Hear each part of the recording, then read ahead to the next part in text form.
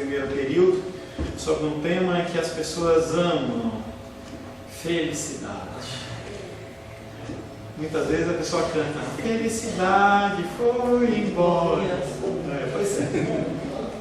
Mas a felicidade, é interessante que quando eu peguei esse tema para a gente trabalhar, eu logo imaginei que ia ter muitos acessos na internet, porque as pessoas, quando veem o nome felicidade e alegria, as pessoas falam assim: agora que eu vou resolver, agora que eu vou participar, porque vai ser a melhor coisa para mim. E as pessoas, elas acessam, porque elas morrem de vontade de viver as coisas e serem felizes. Mas a nossa felicidade é uma felicidade diferente. A nossa felicidade é uma felicidade posta em Cristo, e é isso que nós temos trabalhado já tem uns 2 domingos. Fazendo um breve resumo do que nós já falamos, nós falamos que também num outro aspecto, a felicidade, apesar de as pessoas elas banalizarem a felicidade, usarem o termo felicidade de uma maneira muito humana, as Escrituras elas são muito claras que nós temos que ser alegres e nós temos que ser felizes. Nós já lemos o Salmos 35, que fala que a alegria do Senhor ele vem pela manhã, e nós temos que ser felizes. Celebrai com júbilo ao Senhor todos os confins da terra, regozijai-vos e cantai louvores. O Senhor nos exorta a que nós sejamos felizes. E lemos também alguns textos do Novo Testamento, realmente corroborando que a felicidade ela é obrigatória, ela é um mandamento do Senhor. Quando nós pensamos em felicidade dentro do conceito secular, as pessoas elas trivializam e colocam muito sentimento em relação a isso. Não vai descer, não, senta aí. Muito alto? Vai ver, não, pode ficar aí. Eu vou lá falar algumas coisas para ela. Agora não, vai descer não, que eu quero você à noite aqui. Tá? E aí as pessoas como... pode não. As pessoas elas pegam um jingle de pão de açúcar, em que se você for pão de açúcar você vai ser feliz. É como se você fosse lá no pão de açúcar, comprasse um tomate e aí você ficasse feliz porque tem um tomate. Isso não existe. E as pessoas elas tentam de alguma maneira receber essa felicidade, e muitas vezes eles acham que a felicidade é algo que você recebe de forma passiva, em que você simplesmente recebe, você não tem que fazer absolutamente nada. E esse é um conceito diferente, porque a palavra de Deus nos ensina que, ela nos ordena que nós temos que ser felizes. Se a felicidade ela dependesse única e exclusivamente de fatores externos, nós seríamos os piores dos seres humanos, porque nós ficaríamos na dependência de outros seres humanos. E a felicidade ela é possível sim de uma forma ativa. Nós lemos também o Gálatas 5, que fala dos frutos do fruto do Espírito, em que o segundo já é a alegria. E quando você se converte, quando você aceita o Senhor como seu Senhor e Salvador, aquele grande pacote do fruto do Espírito, ele é te entregue nas mãos. E você tem o fruto da alegria. Talvez você tenha numa medida menor, numa medida maior, mas você tem o fruto da alegria em você. E aí nós, dentro do nosso resumo, nós perguntamos: como nós podemos então nos alegrar sempre?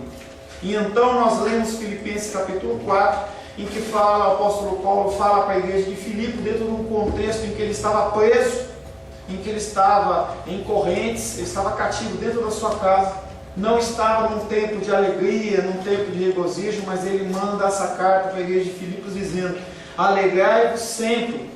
Não é um dia, não é outro, não é às vezes, não é quando tem dinheiro na conta, não é quando tem saúde, mas alegrai-vos sempre. Mas alegrai-vos sempre de que maneira? No Senhor.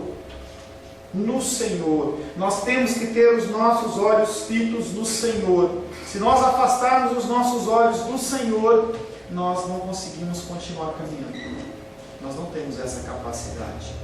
As pessoas elas buscam felicidade em sexo ilícito, em drogas, em álcool, em toda sorte de vícios e coisas, mas elas têm momentos de felicidade muito momentâneos, muito rápidos. Mas logo depois aquela tristeza vem, a dificuldade vem e a pessoa novamente ela tem que procurar uma coisa nova para se satisfazer. Alegrai-vos sempre no Senhor, e outra vez digo, alegrai-vos. Nós nos alegramos no Senhor, e como Ele nunca nos deixa, nunca nos abandona, nós podemos nos alegrar sempre. Se nós conseguimos estabelecer a nossa alegria no Senhor, é algo que cada vez mais as oscilações elas tendem a diminuir, e você fica cada vez uma pessoa mais estável. É que o apóstolo Paulo falava, sem viver na riqueza, sem viver na pobreza. Não é que ele tinha prazer naquilo, mas ele não tinha os seus olhos e o coração fitos nisso. Ele sabia que aquele que tinha cuidado dele, aquele que tinha redimido, é fiel e justo para guardar o seu depósito até aquele dia. E ele sabia que o tempo na terra era um tempo muito pequeno, em detrimento do tempo espiritual na eternidade que ele iria passar. E quando ele olha para isso, ele fala assim: não vou me preocupar, não vou me entristecer. O fruto do Espírito não é o mesmo que os dons do Espírito. Os dons do Espírito, o Espírito Santo ele doa para quem ele quer, da forma que ele quer, para a edificação do corpo. Então uns podem ter dons de profecia, outros podem ter dons de curar, outros não têm. Agora quando você se trata, quando você se refere ao fruto do Espírito, não tem um que tem amor e o outro não tem. Um que tem alegria e outro não tem. Um que tem mansidão e outro não tem. Nós, em Cristo, nós temos todos eles. Alguns em medidas maiores e outros melhores. Todos nós experimentamos dias maus, mas a característica básica de uma pessoa cristã é a alegria. Eu não estou dizendo para você que você não vai ter dias que você vai ficar triste. O problema é que você não vai ser uma pessoa triste. Eu não estou dizendo para você que você não vai ter momentos que você vai ser uma pessoa que tenha um sentimento de depressão, mas você não vai ser uma pessoa depressiva. Esses estados de baixa extrema são coisas que incorrem na nossa vida, mas não fazem parte da nossa vida. Quando você olha dentro do cenário mundial, as pessoas elas vivem nessa condição de que elas são depressivas, são isso, são aquilo, doenças psicológicas que ninguém pode comprovar.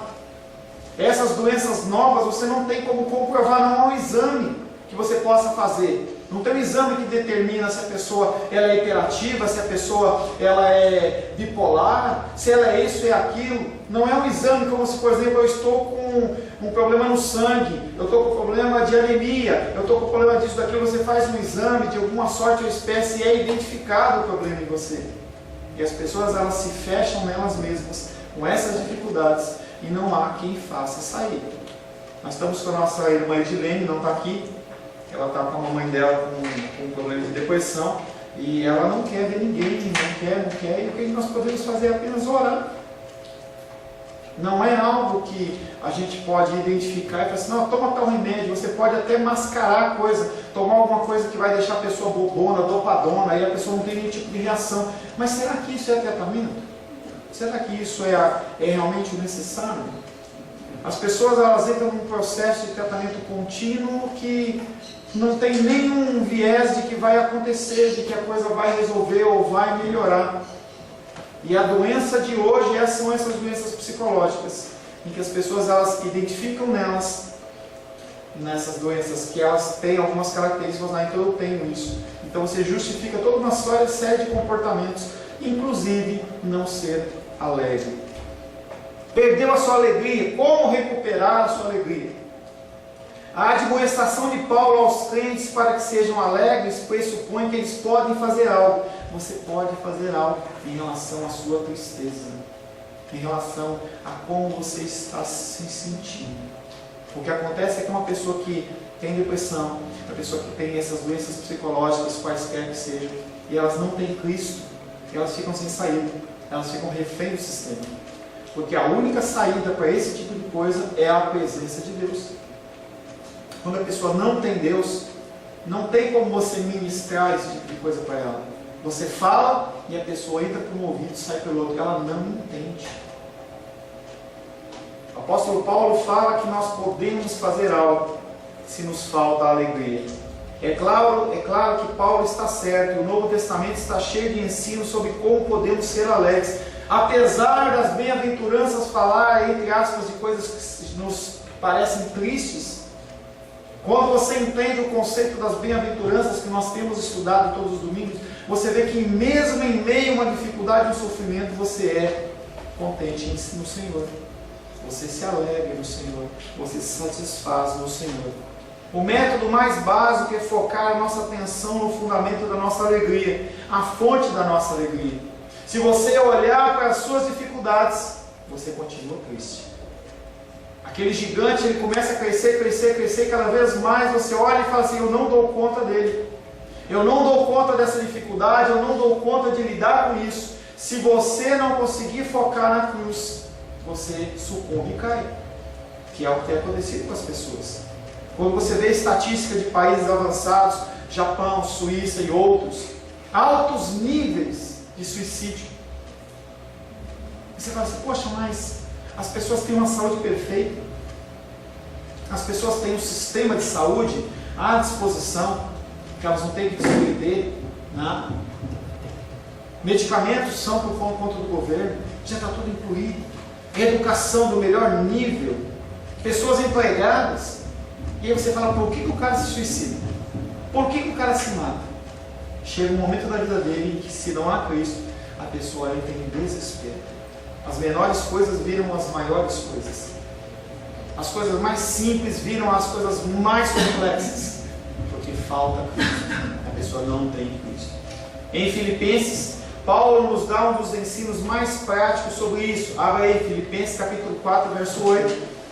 Se você não trouxe sua Bíblia, pode pegar ali se quiser. Eu pego a pessoa. Filipenses capítulo 4, verso 8.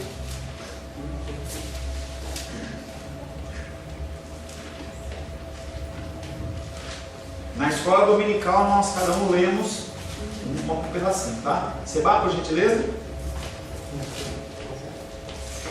Filipenses capítulo 4, verso 8. Finalmente, irmãos, tudo que é verdadeiro, tudo que é respeitável, tudo que é justo, tudo que é puro, tudo que é amável, tudo que é boa fama, se alguma virtude há e sem algum louvor existe, seja isso o que ocupe o vosso pensamento. E o apóstolo Paulo fala: você quer recuperar a alegria? Foca nas coisas que são importantes. Foca no que é respeitável, no que é verdadeiro, no que é justo, no que é puro, no que é amável, no que é de boa fama. Foque no louvor. Olha para a cruz. Um pastor amigo meu lá de São Paulo, uma vez ele falou uma coisa que marcou na minha vida. Nós temos que guardar as nossas energias para as coisas que são importantes. Lutas e dificuldades vêm na nossa vida que, se você não estiver preparado, você cai. E às vezes a gente deixa de ter essa energia necessária para lutar nesses momentos, porque a gente se preocupa com detalhes. Eu me preocupo com o cara que parou na minha vaga, eu me preocupo porque o cara no trânsito ele foi pelo acostamento e passou na minha frente. Eu fico preocupado porque o fulano pegou e não me cumprimentou. Eu fico preocupado porque o meu marido deixou a toalha molhada e não lava a louça. E você começa a se preocupar com tantas coisas que são pequenas, porque quando vem as coisas grandes a gente não tem energia. E não é como você ir na academia, entendeu? Que você vai lá, eu vou fazer e fico forte, não. As coisas que são espirituais, você vai granjeando dia após dia. E se você, no momento da luta e dificuldade, você não tem essa energia, você explode. E a pessoa vai olhar para você: pô, você está brigando desse jeito comigo por isso? É. Aí a pessoa tem um problema, tem uma enfermidade séria, tem um acidente, tem uma morte em família. As pessoas, elas perdem o eixo e se desesperam. Nós temos que guardar as nossas energias para os momentos que são importantes. Finalmente, irmãos, tudo que é verdadeiro, tudo que é respeitável, tudo que é bom, ocupe o vosso pensamento. A nossa mente, ela tem que estar cheia das coisas do Senhor. Se você é uma pessoa que ora, se você é uma pessoa que busca ler a palavra, busca estar na casa do Senhor, naturalmente a sua mente ela vai sendo cheia de coisas que dão esperança e não coisas que dão desespero. Agora você fica o dia inteiro em casa, vendo televisão, vendo Faustão, vendo Gugu, nem sei se Gugu está mais no ar, vê essas coisas na televisão, vê lá a morte, vê isso, vê aquilo, não que você não tenha que ser informado, mas a sua cabeça só tem isso, você fala, está tudo perdido, está tudo perdido. Isso é uma chamada para meditarmos nas coisas do Senhor, voltarmos as nossas atenções para as coisas de Deus. Pastor, só isso para eu ser feliz? Só isso. Só isso. O ensinamento do Evangelho é foque no Senhor. E ele fala disso de Gênesis a Apocalipse, falando assim, olha para Deus. Quando você olha para Deus, você faz as coisas que Deus espera que você faça. Você pede as coisas que Deus quer que você faça. Peça, como em Tiago. Mas não, a gente pede mal, porque a gente pede para satisfazer o desejo do nosso coração. As atitudes, as palavras, as coisas que nós fazemos são tão em concordância com o Senhor que nós nos sentimos completos. Há perseguição, mas você se sente em paz. Se você estudar a história, você vê a história da igreja primitiva, a igreja dos primeiros séculos, você vê as pessoas sendo mortas em estacas, colocavam um pedaço de pau no ânus da pessoa até sair pela boca, e a pessoa sabia que ela ia passar aquilo e ela cantava louvores. Colocava-se estacas com madeira para tocar fogo e a pessoa ia cantando. Entrava na arena, os leãozão com a boca aberta e as pessoas louvando. E o Coliseu olhava e falava assim, por que esses caras estão cantando? Deve estar tudo pirado. Eles entendem que essas coisas não são nada perante a salvação de Cristo. Eu sei que as dores atrapalham, as enfermidades vêm, mas a gente tem que procurar focar a nossa vida no Senhor.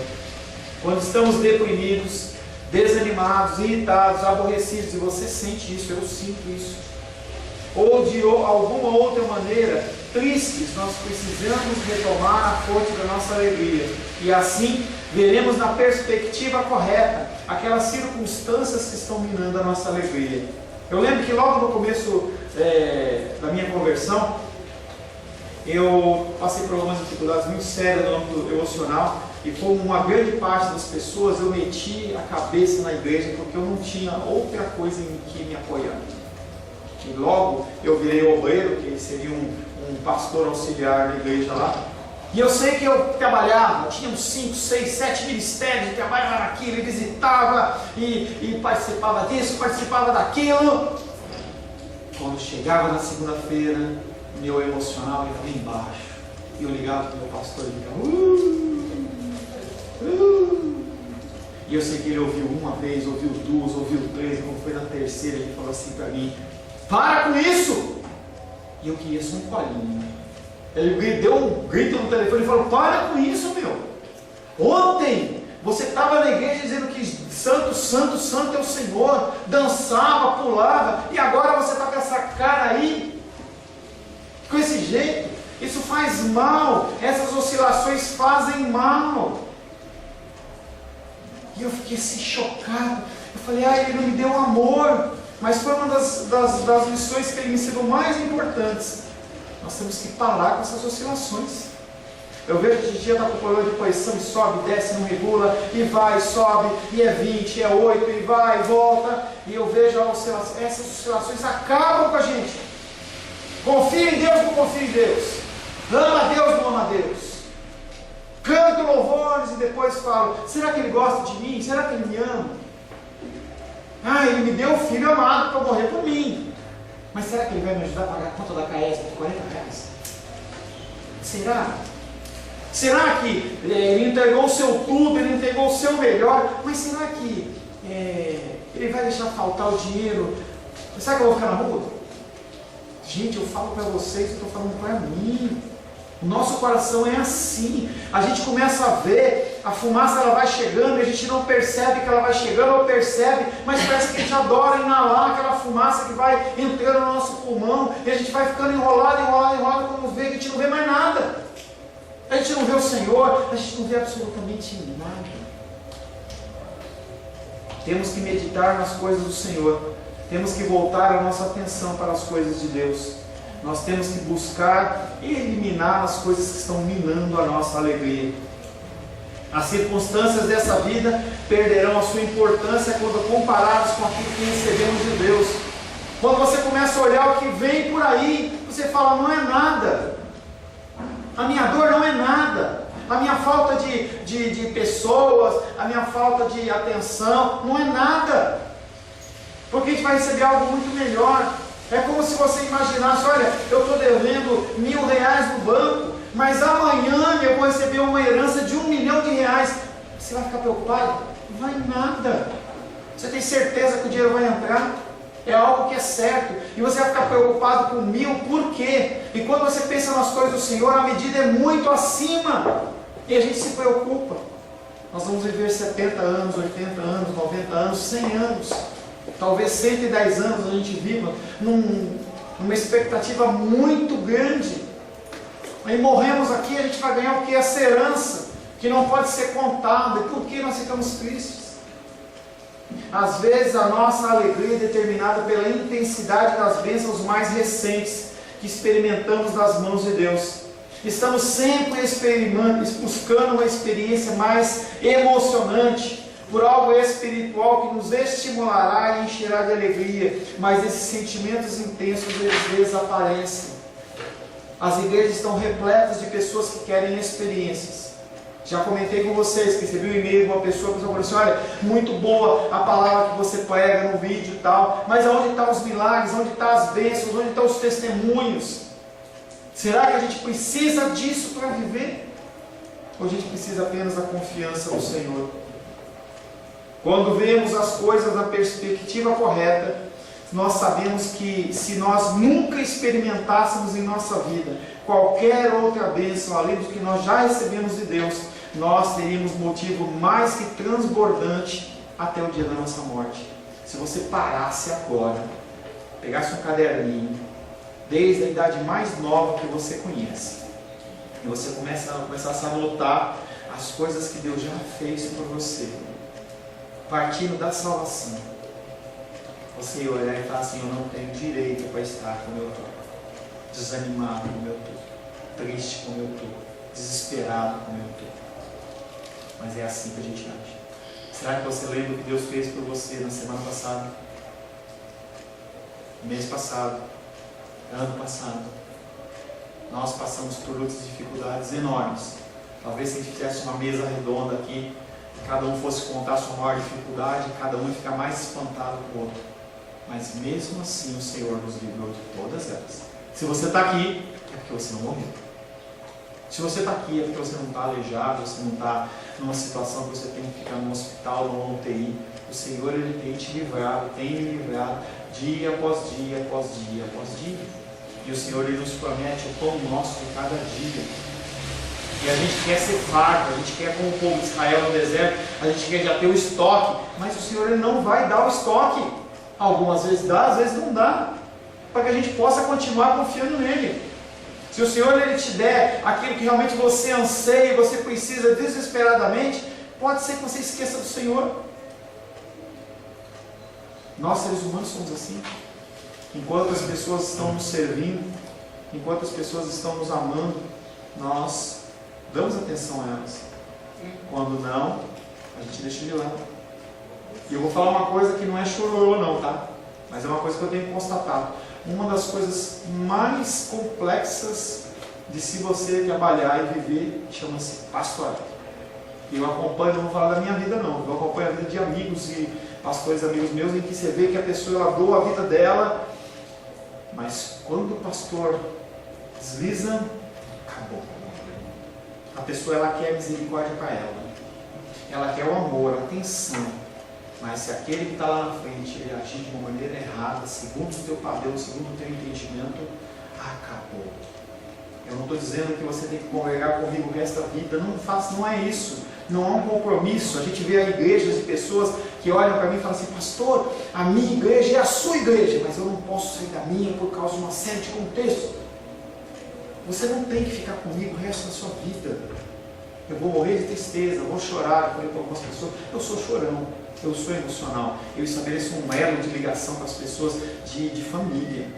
E eu sinto falta, eu vou sentir falta. Mas eu entendo que chega um momento que talvez você olhe e fale assim, poxa, eu não me sinto bem com essa situação, eu não estou me sentindo bem com esse tipo de procedimento.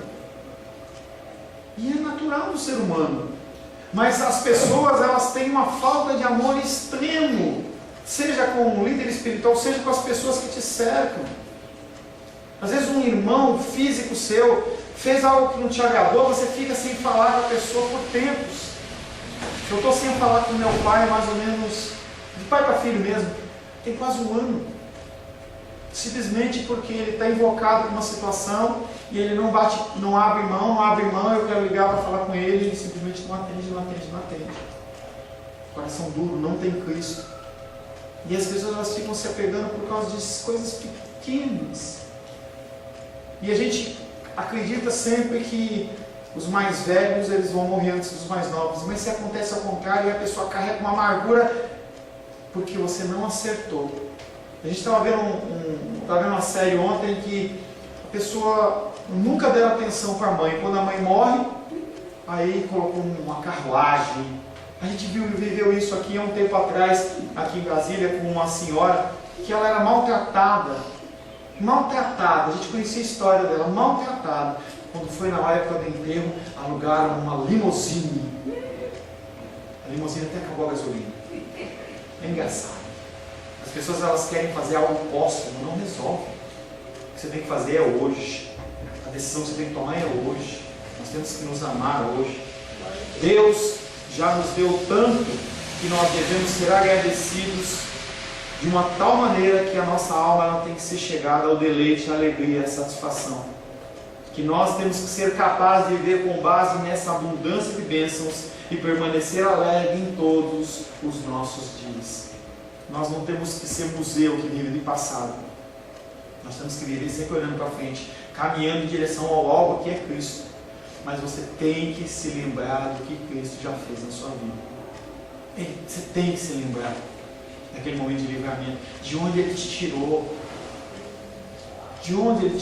as escamas que Ele fez cair dos seus olhos, para que você pudesse contemplar. Você tem que lembrar do momento de maior alegria que você teve lá e que o Senhor Ele veio habitar no seu coração, dentro do nosso temporal, em que você se alegrava. Eu lembro quando eu entrava na igreja, o louvor, a hora que ele estava afinando, eu já começava a chorar, emocionado, porque eu sabia que o meu rei estava lá, o meu Senhor. E a gente vai se esquecendo dessas coisas, a gente tem que começar a lembrar. Lá em Apocalipse, uma das igrejas, que eu nunca lembro o nome das igrejas lá, das cartas, ele fala assim: eu tenho uma coisa contra vocês. Eu sei que vocês são fiéis. Eu sei que vocês dão dízimo. Eu sei que vocês vão na igreja. Eu sei que vocês participam do ministério. Eu sei que vocês são... Mas vocês esqueceram o primeiro amor.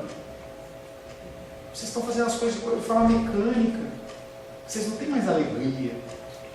Faz por fazer. Deus já me deu tanto pelo que devo ser agradecido. Tanto que leva a minha alma, ou deveria levar a minha alma, à alegria e à satisfação. Eu deveria ser capaz de viver com base na abundância dessas bênçãos e permanecer alegre em todos os meus dias. De fato, as boas notícias são que Deus não cessará de manifestar o seu cuidado e de nos dar as suas ternas misericórdias e bênçãos. Glórias a Deus que Ele é fiel. Glórias a Deus que Ele é fiel.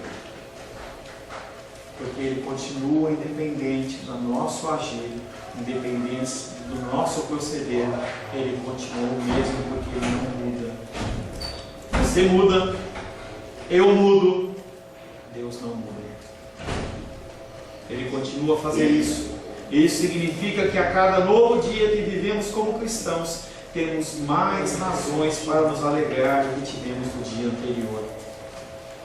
O problema é que nós não paramos num momento do nosso dia e falamos assim: o que Deus fez por mim ontem? Ou o que Deus fez por mim nesse dia? E aí você não relata, você não relaciona. Nós temos a nossa tesoureira, a Luísa, já tivemos a Carol, tivemos a Ione. E uma grande dificuldade que há dentro desse conceito da tesouraria é que algumas vezes ocorrem situações em que não se podem confrontar os gastos com o extrato do banco na semana. Então, por exemplo, a Lu, ela está com o problema da mamãe dela, teve operação, lá operou do coração, então no fim de semana ela fica dando assessoria lá. E aí o que acontece é que algumas vezes, algumas semanas passam, eu estou com um comprovante, semana passada ela não pôde vir, tá? Então eu estou com o comprovante aqui. Aí a hora que o extrato é entregue na mão dela, ela vai checar e fala assim: ó, pastor, está faltando esse comprovante. Se eu esqueci de emitir, nem sempre eu lembro do que foi gasto. Nem sempre. Compra uma coisa, compra uma outra, ajuda uma pessoa, emite tal, uma coisa. Nem sempre a gente lembra. E aí o que acontece é que fica o buraco. Na nossa vida espiritual é a mesma coisa. Se a gente tivesse o hábito de checar essas bênçãos que o Senhor nos dá todos os dias, ou pelo menos uma vez por semana, o que ia acontecer é que você ia pensar e falar assim: eu não vou me entristecer, porque eu sei que eu fui cuidado na semana passada nisso. E aí você estabelece no seu coração um grau de confiança, porque aquele que te concedeu aquilo vai continuar te cuidando de você. É assim que ele faz com os passarinhos. Os passarinhos, eles não semeiam, eles não guardam em celeiros. Interessante que você já viu algum ninho de passarinho em que você vê uma caixinha lá com um monte de minhoquinha guardada? Ou de sementinha, ou alguma coisa desse tipo. Não, ele vai lá e fala assim: olha, agora eu vou, como tem bastante minhoquinha aqui no terreno, então o que eu vou fazer? Eu vou pegar e vou guardar nessa caixinha de fósforo que eu achei, porque eu não sei se amanhã eu vou achar mais. É assim que eles fazem?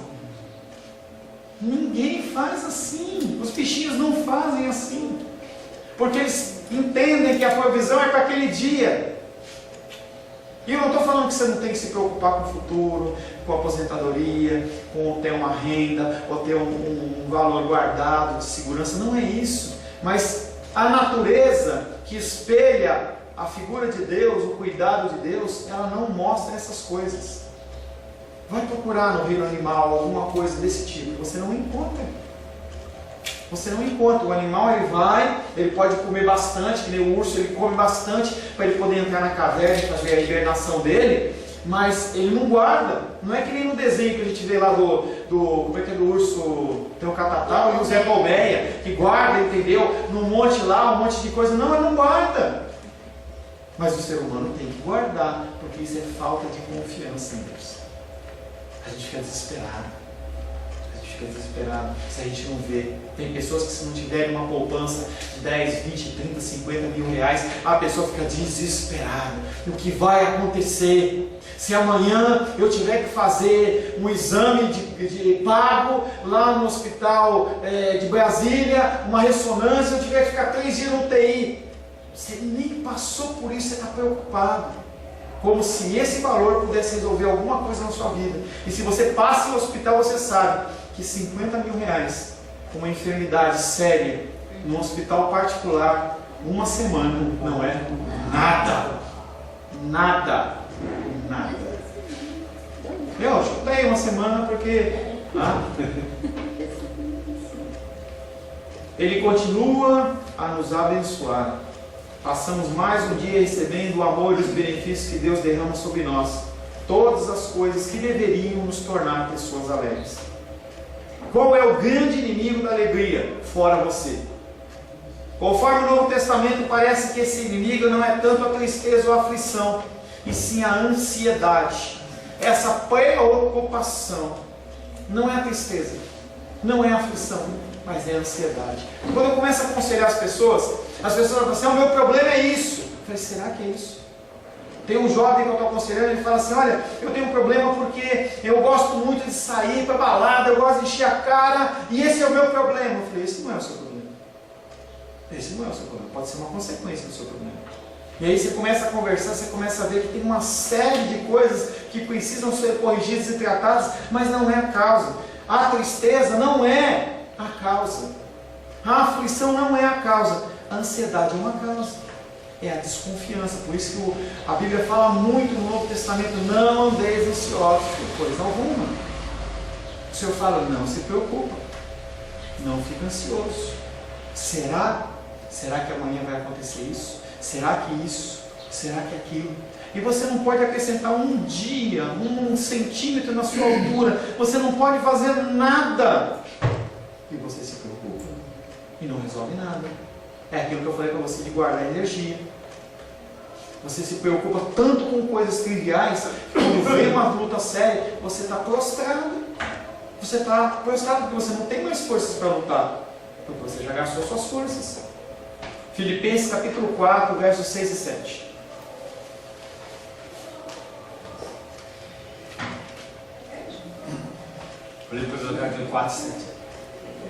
Filipenses capítulo 4, versos 6 e 7.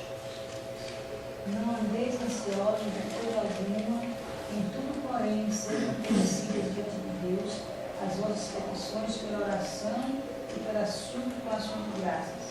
E a paz de Deus, que excede todo entendimento, guardará o vosso coração e a vossa mente em Cristo Jesus. Não andeis ansiosos de coisa alguma. Pastor, mas e o câncer? Coisa alguma. E o problema no banco lá, sério, que estourou todos os cartões? Coisa alguma. E a enfermidade terminal, que não tem cura? Coisa alguma. E a falta de amor pelos filhos? Ou os filhos pelos pais? Coisa alguma. Problema conjugal? Coisa alguma. Não andeis ansiosos de coisa alguma. Em tudo, porém, sejam conhecidas diante de Deus as vossas petições, pela oração, pela súplica, com ações de graças. Você pede por coisas que são simples. Quando a coisa pega mesmo, você suplica. Sempre com ações de graças, sempre reconhecendo o que Ele já fez. Você não tem que lidar com essas coisas de si próprio. Tem que colocar nas mãos do Senhor. Ele é aquele que pede um fardo pesado e te entrega um fardo leve. E aí quando você faz isso, o Senhor Ele te dá paz. Não é que você vai ficar sentado, você faz a sua parte, mas você tem paz. É quase como se o apóstolo Paulo tivesse sido uma testemunha ocular do Sermão do Monte, ouvido Jesus dizer aos seus discípulos. Mateus 6, 25. Por isso vos digo, não andeis ansiosos pela vossa vida, quanto ao que haveis de comer ou beber, nem pelo vosso corpo, quanto ao que haveis de vestir. Não é a vida mais do que o alimento e o corpo mais do que as vestes? Jesus Cristo é bem claro, não se preocupa, apenas confie em mim. É a ansiedade que nos rouba a alegria. E o que é a ansiedade senão o medo? Medo é o inimigo da nossa alegria. É difícil ficarmos alegres quando estamos com medo. Em todos os seus ensinos, a proibição que Jesus nos deu, mais do que qualquer outra, foi: não temais. Não temais. Isto é também um imperativo. E de novo, a única solução é voltarmos ao nosso Pai. Precisamos buscá-lo em oração, ter comunhão com Ele. Desta maneira permaneceremos juntos à fonte da nossa alegria. Mas eu não oro, eu não leio a palavra, eu não congrego. Como é que você pode ter paz? As pessoas elas vêm à casa de Deus porque estão com desespero. Será que essa vinda uma vez na casa de Deus vai resolver os seus problemas? E se resolver, qual vai ser a sua atitude em relação a isso? Você vai permanecer? Ou a partir do momento que aquela dor ela saiu, você a abandona? A gente tem tempo de cristianismo para saber que a grande maioria ela abandona. E por que essas igrejas que a gente vê, que a gente não considera como cristãs, elas estão cheias? Porque o problema delas continua. Porque se o cara faz a campanha lá do XYZ lá, e aí a riqueza dele vem e o problema dele é financeiro, por que ele continua fazendo campanha? É porque não resolve. Esse buraco de insaciedade do ser humano, o homem ele é insaciável. Algo que a gente vê nos filmes, eu nunca vi, o ser humano nunca teve contato, a gente apenas conhece o conceito buraco negro no espaço. Tudo que o buraco negro alcançar, ele engole e não sabe que sai do outro lado. Ele absorve. Isso é a minha vontade e a sua vontade. Até, como eu tenho 49 anos, eu começo a perder umas referências, né? Mas há 15, 20 anos atrás, quem tinha celular? Ninguém. 20 anos atrás, 30 anos atrás, quem tinha celular? Ninguém. Nós temos aqui pessoas com mais de 30 anos de idade. Você conhece alguém que morreu porque não tinha celular? Por que ele se preocupa? Controle remoto. Você lembra quando o controle remoto entrou? Não é para vocês, tá? Houve um tempo que a televisão não tinha controle remoto. Você sabia disso? Teu pai já contou para você isso? Que havia um tempo que não tinha controle remoto? Sim. Que não tinha computador. Você imagina que você não tinha computador? Que tinham casas que não tinham computador? Eu lembro da época que eu fazia um trabalho quando eu tinha a idade delas, lá na escola técnica, e eu precisava digitar, e aí um amigo meu tinha um CP500, era um computador do tamanho da mesa, assim, com a tela verde. Se você ficasse 10 minutos ali, daqui a pouco teu olho começava a piscar assim, ó. É? Ninguém morreu. Hoje nós ficamos desesperados. As crianças ficam desesperadas. O jovem, nós estabelecemos como castigo para os nossos filhos ficar uma semana sem celular. E é um suplício. Como é que você vai ficar sem Facebook, sem WhatsApp? Ninguém morre.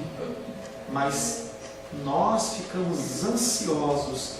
Você vê aquelas feiras nos Estados Unidos, quando vai lançar um novo iPhone, um novo telefone, as pessoas passam 1-2 dias na fila porque elas querem ser os primeiros a ter. Insaciedade. Bens, eles nos tornam insaciáveis. Só você ir lá no armário da mulher e ver o número de sapatos. Minha esposa está lá embaixo que eu posso falar, né? Vê a quantidade de sapatos. Você olha e fala assim: caramba, insaciável. E se puder comprar outro, compra. O homem tem os seus vícios e os seus desejos são diferentes das mulheres. São mais caros, inclusive. O homem não, ele quer um cara, ele quer uma televisão zona de 30 polegadas, de 60 polegadas, de 90, tem que ter, entendeu? Insaciável. É a ansiedade que nos rouba a alegria. O que é a ansiedade se não o medo? O que vão pensar de mim se eu não tiver um Galaxy S7 que custa R$3.900? O que vão pensar de mim? Em todos os seus ensinos, a proibição que Jesus nos deu, mais do que qualquer outra, foi não termais. Isso é uma ordem, é um imperativo. E nós só podemos fazer isso, conseguir isso, se buscarmos Ele em oração e termos comunhão com Ele. Nós, em oração, em comunhão com o Senhor, nós derramamos as nossas ansiedades. E sabe o que aparece? O fruto do Espírito. Quando nós tiramos aquela sujeira, você já foi lá no interior, quando a pessoa ela vai fazer cuidar de uma árvore, ela tira aqueles entulhos, ela tira aquelas sujeiras, aquelas garrafas, e aí você coloca o adubo, coloca direitinho para quando você limpa a tua vida de todas essas porcarias, o que aparece é a tranquilidade no Senhor, a paz no Senhor, a alegria no Senhor. Mas eu não tenho o celular top, eu não troquei de carro, eu não fui para a Europa. Você é feliz. Ainda lembro. Oxe, coisa de velho, né? Ainda lembro a época que eu ia lá na casa da minha avó, lá em Minas. E aí quando dava 5, 6 horas da tarde, as pessoas saíam na rua e colocavam aquelas cadeiras, daquelas cordinhas coloridas de plástico. E as pessoas ficavam ali sentadas. Passavam 20 minutos, 1 hora, aí passava outro. Sempre tinha uma cadeira a mais para quem estivesse passando, sentar e conversar. Que tempo de alegria e tranquilidade. Hoje esse desespero, a gente não tem mais tempo. Não tem mais tempo. Se entendermos quem é Cristo e o que Ele fez por nós, nós temos uma nova dimensão da alegria. Com Cristo, nós não devemos nos preocupar, mas nós devemos ser alegres. Feche seus olhos. Senhor, em nome de Jesus, nós queremos agradecer ao Senhor, porque em Ti nós temos a esperança. As pessoas, Pai querido, que vivem no mundo, elas não têm em que se afirmar, em que se pegar, Pai, porque elas não têm o Senhor. E nós temos o benefício, Pai querido, de podermos ouvir a Tua voz, reconhecer a Tua voz e seguir os Teus ensinamentos, os Teus caminhos. Que o Senhor possa, Pai querido, mais e mais resplandecer em nós, que nós possamos cada vez mais reconhecer o Senhor como a fonte da nossa alegria, e assim nós possamos ensinar as pessoas que nos cercam, porque o ID, Pai, não é simplesmente falar das coisas da Tua palavra, mas viver as coisas da Tua palavra. E a felicidade, a alegria que pode emanar em nós através de Ti, Pai, pode gerar mudanças e transformações nas vidas que nos cercam. Nos abençoa, Pai, em nome de Jesus. Amém. Amém. Glórias a Deus. A paz seja convosco. Meu nome é Paulo César. Eu sou pastor da Igreja Cristã Semente de Vida, aqui em Brasília, Distrito Federal. Me alegro que a palavra tenha te alcançado. A palavra faz isso. Ela alcança as pessoas aonde quer que elas estejam. E você foi agraciado com esta palavra. Não que eu tenha nada especial a te dizer. A palavra ela é suficiente e ela usa quem ela quer. E eu me alegro por ter sido um canal para poder te abençoar. Mas eu quero te dizer que não basta você ser um ouvinte. Não basta ser uma pessoa que se alegra quando você ouve a palavra de Deus. A vida ela é feita de decisões. Se você está ouvindo essa palavra hoje, eu creio que o Espírito Santo tem um propósito especial com você. Muito mais do que prosperidade, muito mais do que uma cura física, uma cura emocional ou espiritual, Ele quer te alcançar para a vida eterna. Nós investimos nosso tempo, nós investimos as nossas forças em coisas terrenas, mas o Senhor ele tem muito mais a oferecer. Ele tem sim para você a cura, Ele tem sim para você a prosperidade, mas Ele tem muito mais que isso. Submeta-se a um Deus que Ele é capaz de mudar e transformar a sua vida por completo. Creio que o Espírito Santo ele é capaz de tocar o teu coração. Quero pedir que você curve a sua cabeça. Senhor, em nome de Jesus, coloco na Tua presença essa vida que ouve esta ministração, que ouve esta palavra.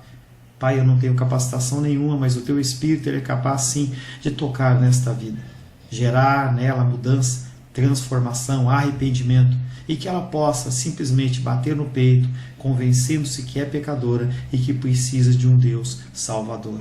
Não há um caminho a Ti, meu Deus, que não seja através de Cristo. E eu lhe peço, Pai querido, que você alcance essa vida e ele possa sim tomar uma decisão pessoal pelo Senhor, em nome de Jesus. Amém. Amém, meu querido. Amém, minha querida. Fico contente que você esteja ouvindo essa ministração até o fim. E peço que você não se limite a ouvir os cultos pela internet. Você procure perto da sua casa uma igreja, um lugar que proclame a palavra do Senhor. Eu oro para que o Espírito Santo te direcione nessa busca, porque muita coisa tem sido oferecida que não é o Evangelho. Eu abençoo a sua vida em nome de Jesus. Amém.